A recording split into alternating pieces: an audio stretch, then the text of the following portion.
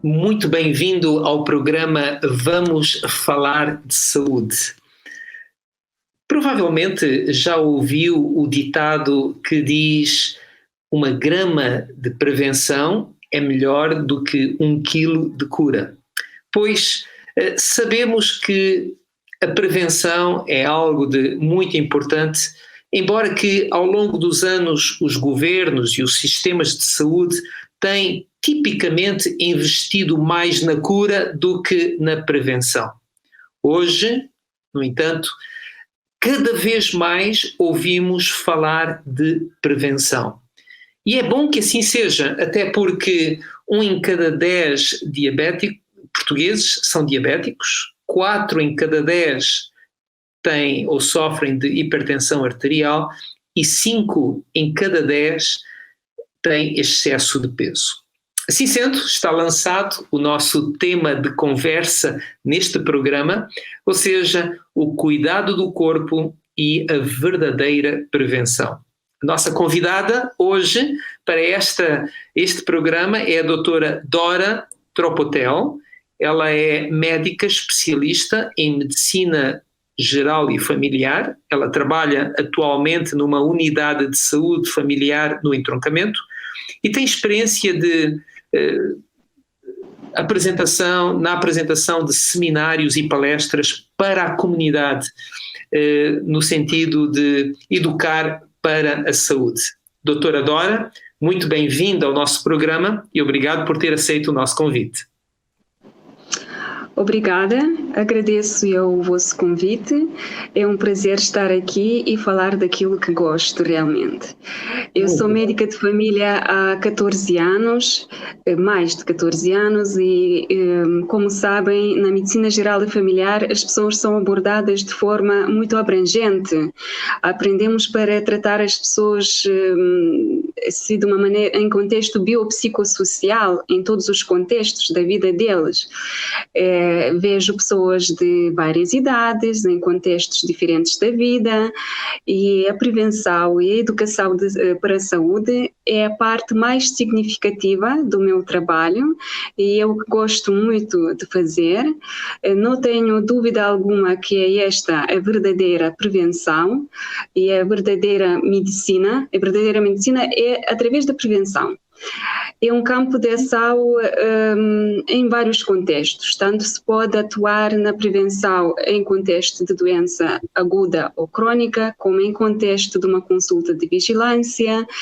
E tenho muitas oportunidades e estou muito contente por ter estas oportunidades para ajudar as pessoas, porque vejo muitas vezes pessoas mesmo saudáveis em consulta com pedidos de tipo: vim fazer o meu check-up ou vim fazer exames para ver se está tudo bem. Portanto, vê-se que a pessoa tem alguma preocupação com a sua saúde, quer ter alguma segurança de que não vai adoecer, de que não lhe vai acontecer nada, mas ainda não sabe o que fazer para isto. Pedir exames ou fazer um check-up não garante que uma pessoa vai estar bem, não garante que uma pessoa não vai adoecer, de que a pessoa necessita realmente é de ser ouvida, esclarecer os seus medos, as suas crenças sobre a saúde, sobre a doença e esclarecê-la o que é que realmente influencia a nossa saúde. Porque é de facto aquilo que fazemos no dia a dia, aquilo que nós comemos, o que bebemos, se fazemos ou não o exercício físico, o que é que ouvimos, com que ar respiramos. Tudo isto é que vai determinar se aumenta ou não o nosso risco para adoecer. Portanto, não é pegar nos exames é que nos garante realmente o estado de saúde. As análises têm o seu papel quando a pessoa se queixa de alguma coisa. Eu sou médica e prescrevo todos os dias medicamentos e exames, mas tudo tem o seu devido lugar.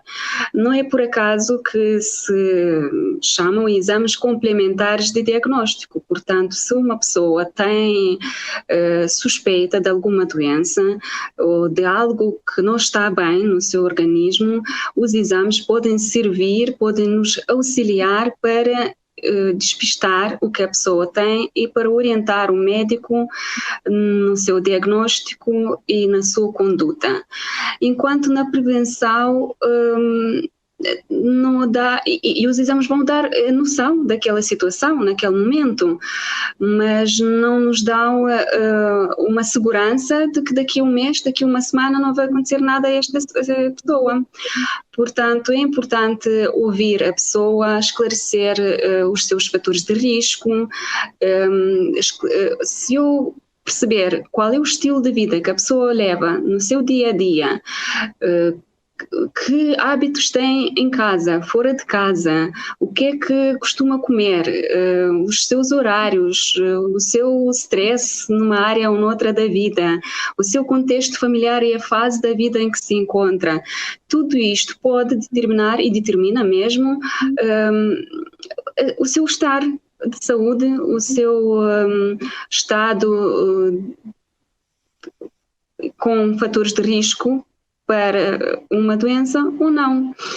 Portanto, nós vivemos numa época quando a ciência está muito desenvolvida, quando há uma abundância grande alimentar, material.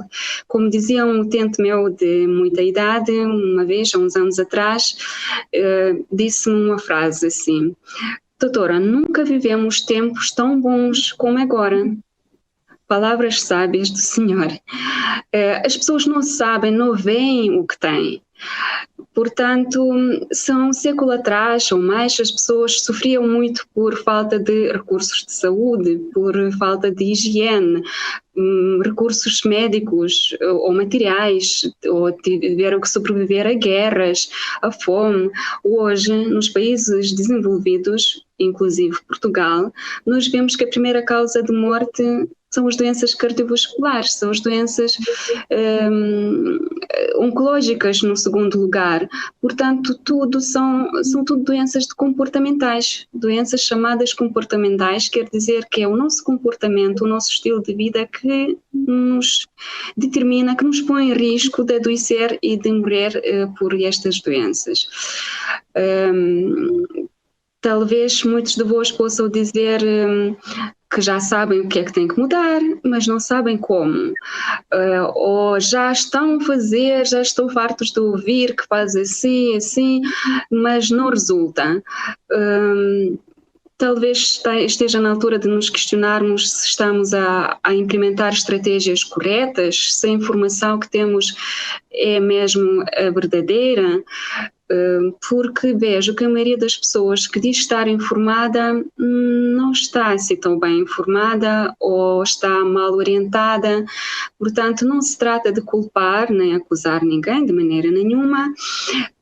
Todos vamos aprendendo. O mais importante é perceber que todos nos podemos tornar mais responsáveis e aprender uns com os outros, e quando necessitam de uma ajuda profissional é apelar para esta ajuda e tomar decisões bem informadas e de forma consciente e responsável. Doutora Dora, falou em tornar-nos mais responsáveis. No seu entender, o que é que significa aprender de forma consciente e responsável? Significa informar-se constantemente, ter consciência de que realmente a pessoa representa, qual é o estado da saúde. Noto que muitas vezes as pessoas até nem se conhecem a elas próprias e não percebem como o nosso organismo humano funciona quais são as suas necessidades, para responder às necessidades próprias do corpo e também para tomar decisões corretas e estratégias de comportamento adequadas para que possamos preservar o nosso organismo em boa saúde. Portanto, eu tento mostrar às pessoas que uma mudança não tem que ser um castigo, não tem que ser encarada como uma obrigação e de maneira nenhuma algo fazer por medo de morrer, porque muitos o fazem, ou quando se assustam e então com medo de morrer tentam mudar alguma coisa. Nada que se faz por medo resulta a longo prazo ou pode desenvolver outras doenças pelo stress e medo. Não é através do medo que se resolvem os problemas. Antes, pelo contrário, é bom que se veja uma mudança comportamental como uma oportunidade importante para poder melhorar, ganhar a saúde, ganhar no bem-estar, uma oportunidade para reverter o percurso de uma doença. Está hoje demonstrado cientificamente que é possível, com mudanças alimentares, reverter uma diabetes, é possível reverter uma hipertensão arterial, até doenças autoimunes, doenças inflamatórias. Não há dúvida, já há estudos a comprovarem isto, estudos observacionais grandes que mostram que pessoas com certos estilos de vida vivem mais e com mais qualidade. Há estudos a demonstrarem, por exemplo, os resultados de regressão da placa de ateroma nas artérias coronárias, que resultam tão bem ou até melhor do que as cirurgias com implantação de stent nas artérias coronárias. Eu pessoalmente acompanhei já alguns casos de reversão da diabetes, da obesidade, da hipertensão, acompanhei casos de melhoria da depressão. Portanto, é possível e é preciso que as pessoas percebam que há esta esperança. Claro, não acontece assim com um estalar de dedos. É preciso um trabalho, requer um esforço, mas vale a pena. A pessoa não apenas vai prevenir ou reverter doença, a pessoa vai melhorar a sua qualidade de vida, vai mudar de vida. Uma pessoa, quando se sente mais saudável, cheia de energia, percebe que pode exercer atividades que antes não conseguia e que gostava de fazer, liberta-se de vários fatores de risco, liberta-se de bloqueios que baixavam a sua autoestima, por exemplo. É bom que a pessoa consiga ver que a mudança de estilo de vida pode mudar a sua qualidade de vida no sentido de se sentir feliz, de se sentir a poder fazer aquilo que gosta de fazer na vida. Portanto, vale a pena mudar o estilo de vida para conseguir viver uma vida plena, cheia de saúde e de felicidade, digamos. As pessoas não sabem, e é fácil de entender porque é que as pessoas não sabem, muitas vezes, com esta vida muito atarefada que temos de dia a dia, que certos comportamentos, pequenos hábitos, podem trazer grandes mudanças. Um exemplo simples: o que vai escolher para comer ao pequeno almoço, um café com bolo ou fruta e nozes, cereais refinados ou cereais integrais, pode determinar a qualidade do seu raciocínio nas próximas horas e o risco de desenvolver múltiplas doenças a longo prazo. Outro exemplo básico: o horário do jantar. Se uma pessoa comer muito tarde, terá um impacto significativo sobre a sua qualidade de sono, aumentará o seu risco para a apneia do sono, fica com maior probabilidade de ter azia e doenças gástricas e intestinais e até mais diabetes. São exemplos tão básicos, mas a maior parte da população desconhece isto e procura o comprimido mágico que lhes tira os sintomas ou que tira a consequência da sua escolha errada, ou então vem com estes pedidos de fazer exames para ver se está tudo bem, porque sente que está na beira de um desequilíbrio no seu corpo. E os riscos de uma vida sedentária, e a falta de descanso, a falta do sol, do ar puro, a falta de espiritualidade e, por fim, o equilíbrio e moderação entre estas coisas. Não é fácil. Não dar atenção aos hábitos da vida diária de uma pessoa, não discutir soluções alternativas à prescrição medicamentosa, é privá-la da oportunidade de ganhar saúde e de mudar a vida, sem efeitos adversos. Já para não falar que os medicamentos, na maioria dos casos, referem nomeadamente às doenças crónicas. Portanto, os medicamentos remediam os sintomas, mas não vão atuar na causa, nem curam a doença. As pessoas que aprendem a cuidar de forma adequada da sua saúde são pessoas que, para além de se sentirem mais saudáveis e de ficarem bem com elas próprias, tornam-se mais amorosas e mais úteis para a sociedade. Começam a sentir melhor os sinais que o seu corpo lhes dá, tanto positivos como negativos. Tornam-se, digamos, já mais cientes para tomar conta do seu próprio corpo, de tomar conta dos seus hábitos, de gerir os seus comportamentos, mas pode ser necessária uma ajuda profissional. Não sabem o que escolher, como mudar, como fazer, ou precisa de uma orientação, peçam-na, procurem ajuda. Doutora Dora, eu agradeço a forma como tem partilhado aquela que é a sua experiência clínica no acompanhamento de centenas e centenas de pacientes, não é? No nosso país.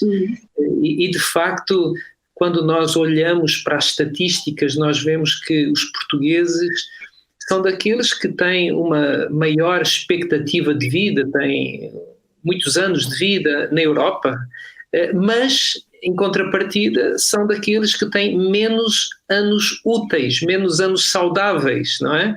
E este paradoxo, esta falta de qualidade de vida, tem provavelmente raiz, a sua causa, naquilo que nos contou, naquilo que observou, tem observado. E, bem, seria tão bom se tivéssemos muitos médicos como a doutora Dora, preocupados, focados na prevenção, e certamente que há muitos, mas cada vez mais precisamos de ir à raiz dos problemas, não é verdade, doutora Dora? Agora, eu sei que é cristã e na sua perspectiva eu lhe pergunto, haverá ainda outra motivação para sermos particularmente cuidadosos com o nosso corpo?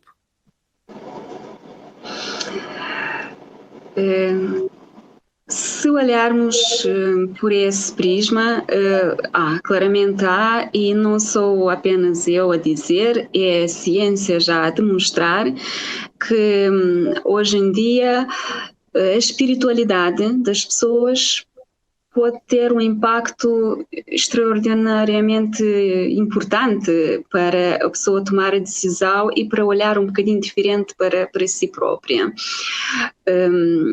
Isto quer dizer que está demonstrado que as meditações, a fé, as orações, que são de certa forma meditações, sem dúvida,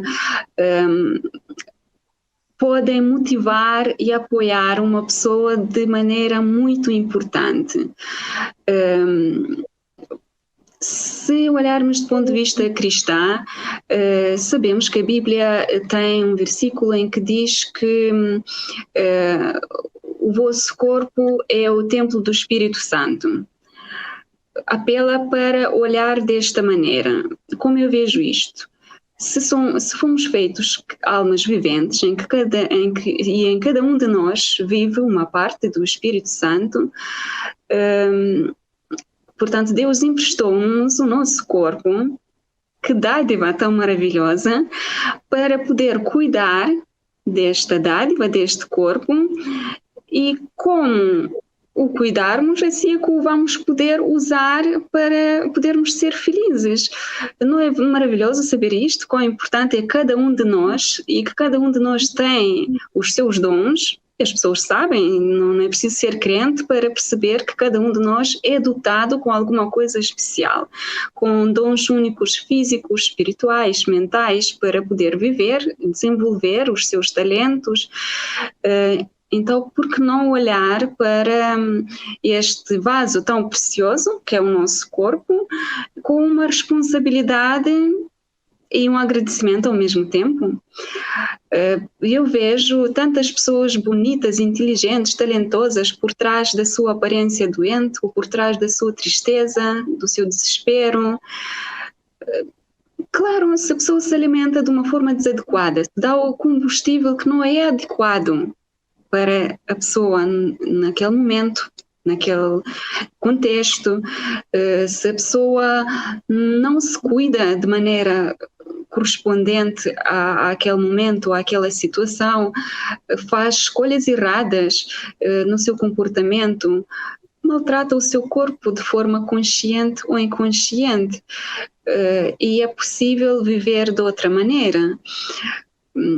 Eu apelo para se questionarem diariamente assim: estou eu confiante e agradecido com o que tenho, pelas oportunidades que cada dia me oferece? Estou eu contente com isto? Estou a ver mesmo que oportunidades tenho para melhorar? E já dei o meu pequeno passeio hoje para exercitar o meu corpo e apanhar esse 3 em 1, exercício, ar puro, sol. É que mesmo com a pandemia, a pessoa pode sair para sítios que não são tão visitados, a não ser que tenha mesmo uma indicação médica para isolamento. De outra maneira, é possível e é aconselhável sair para apanhar um bocadinho de sol e ar puro e para exercitar o seu corpo. Ou então questionem-se: o que é que eu escolhi hoje para comer e beber? Comi hoje vegetais e fruta fresca para alimentar de verdade o meu corpo? Bebi água na quantidade suficiente? E com quem eu hoje me relacionei e de que maneira? O que é que eu escolho para o meu alimento espiritual? Pois tudo daquilo que fazemos ou vivemos no dia a dia, nada é indiferente. Tudo terá o seu impacto, a sua consequência. É para isto que eu apelo no dia a dia.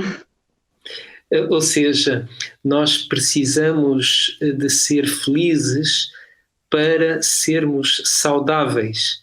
E para sermos saudáveis, precisamos de cuidar do nosso corpo. Precisamos de agir de forma... Por que não olhar assim? Por que não olhar assim neste prisma e não da maneira como muitas pessoas estão habituadas a olhar, como um esforço grande, um castigo? Vou desistir dos meus prazeres do dia a dia agora. A pessoa não vê, tem que transformar um bocadinho a sua visão sobre o que é o prazer e o que é um valor na vida. Parece que estão um bocadinho fechados naquela noção de que é felicidade e prazer que o está a destruir, quando podia transformar aquilo para crescer, desenvolver, sentir-se melhor e não autodestruir-se. Claro. E daquilo que eu vi também, doutora Dora, cuidar do corpo, na realidade, é cuidar do ser. Nós não podemos cuidar só do corpo, temos que cuidar também dos relacionamentos. No fundo, as 4 grandes dimensões do ser, que é a parte física, a parte mental, a parte espiritual e a parte social, as relações, os afetos. Essas 4 partes têm que estar bem interrelacionadas, não é? É, exatamente, e temos que aprender a moderar em tudo que é bom e equilibrar, exatamente, todas estas partes. Numa época em que temos a medicina tão especializada que vai ao pormenor, a uma parte, é fácil muitas vezes esquecer do todo, não é? Porque nos dedicamos, nos concentramos tanto numa única parte que acabamos por esquecer que a interação entre todas as partes, e a doutora Dora mencionou, e muito bem, a parte espiritual, talvez seja a parte que nós acabamos por nos esquecer mais, não é? No nosso dia a dia, não é? O que é que acha? Talvez seja assim, é que a parte técnica, a tecnologia é que está muito desenvolvida, a ciência, a informação é muita.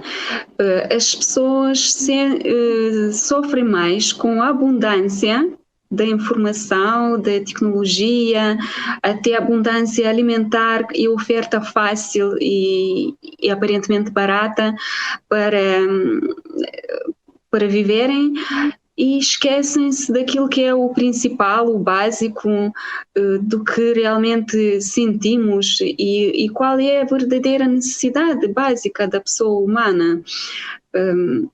E a espiritualidade, sem dúvida nenhuma, é uma necessidade. O ser humano, acho que em todos os tempos da história da humanidade, teve a tendência de se agarrar a uma coisa.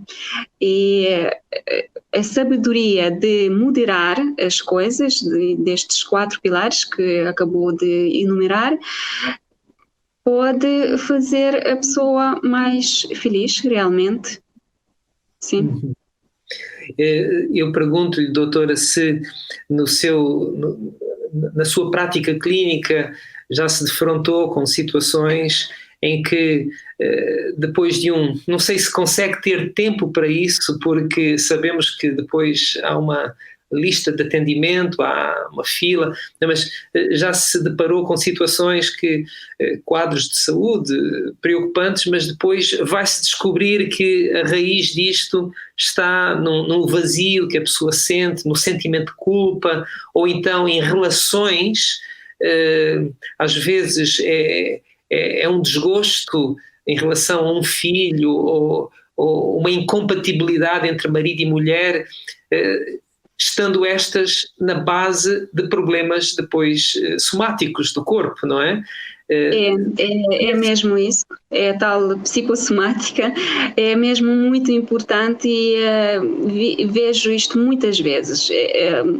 A pessoa vem expor uma causa da sua vinda, um problema, e ao falar nós percebemos que este problema é apenas a ponta do iceberg, que o real problema está muito mais atrás, muito mais profundo, e desenvolve uma cascata de eventos que leva a pessoa a sentir-se mal já com as consequências deste desenvolvimento todo. Por exemplo, a pessoa pode vir para tratar de deixar de fumar, e como estes tipos de consulta habitualmente envolvem uma abordagem psicológica, descobrimos rapidamente que para que a pessoa se trate, é preciso que trate outros problemas que estão por trás deste comportamento. Quase na maioria dos casos as pessoas adotam comportamentos não saudáveis para preencher um vazio que está por trás, para preencher uma coisa que não sabem preenchê-la de outra maneira, porque não aprenderam, não tiveram exemplos adequados, não tiveram educadores adequados, e infelizmente a maior parte da população, não é culpa de ninguém, mas todos podemos aprender e melhorar. E por isso cabe cuidar do corpo, cabe cuidar do ser, cabe preencher esses vazios, encontrar soluções em cada uma das 4 áreas. Doutora Dora, muito obrigado por ter partilhado o seu conhecimento e experiência conosco neste programa. Espero que continue a ter muito sucesso no seu trabalho e até uma próxima vez. Muito obrigado. Obrigada eu. Até uma próxima. Ok. Muito obrigado a si também, que nos acompanhou nesta emissão. queremos lhe dizer que semanalmente aqui estamos para responder às suas necessidades, por isso, se nos quiser contactar para colocar alguma destas necessidades, contacte-nos para o número de telefone 933 93 9291 ou programas@novotempo.pt. Foi um grande prazer estar mais uma vez consigo e até nos encontrarmos brevemente. Um abraço e que Deus o abençoe.